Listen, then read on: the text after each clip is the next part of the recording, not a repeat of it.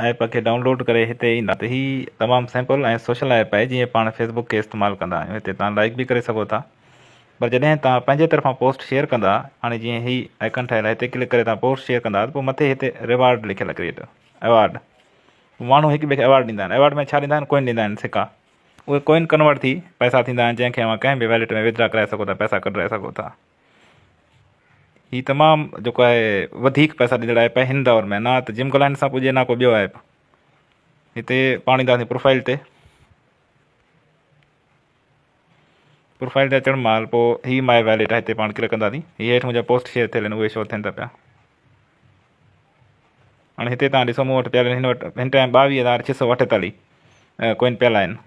साईं खे चवां हर दोस्त खे इनवाइट करण ते तव्हांखे 600 कोइन मिलंदा। वरी हिते तव्हां उहे कोइन जमा बि करे सघो था, जेके महीना साल में माना जेसिताईं तव्हां रखंदव उहे पाण ई पिया वधंदा, माना प्रॉफिट ॾींदा बैंक वांगुरु तव्हांखे। ॾिसो था, हिते तव्हां मैक्स ते क्लिक कंदव, सभु कोइन तव्हांजा ज़ाहिर थींदा।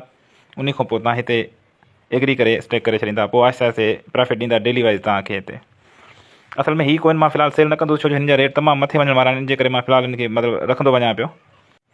हिते पाण क्लिक करे कंहिं बि टाइम कोइन विथड्रॉ करे सघो था। मथे आइकन ठहियल आहे, साईं खे चवां ही हिते तव्हां क्लिक कंदो, हीअ विथड्रॉ टोकन लिखियलु आहे, हिते क्लिक कंदासीं। हिते हेठि अची करे हिते आई एग्री। ही उहे वैलेट आहिनि जिते तव्हां माना इन कोइन खे विथड्रॉ करे सघो था। कंटिन्यू कंदासीं। हिते पोइ जेतिरा बि तव्हांजा आहिनि ही तव्हां लिखी करे जीअं कंटिन्यू कंदो वेठा थींदा। पर फ़िलहालु मां जीअं चयो त बाबा फ़िलहालु रेट घटि आहे, फ़िलहालु मां सेल न कंदुमि ज़ाती तौर ते। पोइ दोस्त वधीक दोस्तनि जी मर्ज़ी भली पोइ सेल कनि। साईं खे चवां वधि में वधि फ़ाइदो मां तव्हांखे ॿियो बि हिकिड़ो हिन में ॿुधायां थो। फ़ाइदो हीअ आहे त जेकॾहिं हिन में तव्हां 5 दोस्त इनवाइट कयो था त तव्हांखे साईं खे चवां हे मथे लिखियलु आहे त 600 टोकन हिकिड़े दोस्त मिलंदा। जेकॾहिं 5 दोस्त कयो था तव्हां, पोइ उहे 5 खां 3 उहे तव्हांखे अलॻि मिलंदा, ऐं 2500 अलॻि मिलंदा। वरी तव्हां 10 दोस्त कयो था, हिकु दोस्त ते 600 अलॻि मिलंदा। साईं खे चवां ही 5000 अलॻि मिलंदा। हू मतिलबु वरी 25 दोस्त इनवाइट कयो था त हिक ते 600 अलॻि मिलंदा। साईं खे चवां 20000 ही अलॻि मिलंदा। वरी जेकॾहिं 100 थी वञे थो त वरी 100 ते माना हिकु दोस्त ते 600 अलॻि मिलंदा, 2 लख कोइन तव्हांखे अलॻि मिलंदा। हाणे तव्हां हिसाबु कयो त केतिरा वञी बीहनि था। हिन वक़्तु रेट हेठि लथल आहे, उनजे बावजूद बि मां वटि 3300 पाकिस्तानी ₹9.79 पैसा पियल आहिनि हिननि जा। पर जेकॾहिं लखें कोइन थी वञनि, एतिरा दोस्त इनवाइट थी वञनि, या पोस्टुनि ते अवॉर्ड अची वञनि, त माण्हू सफ़ा ईअं सम्झो त कामयाबु थी वेंदो।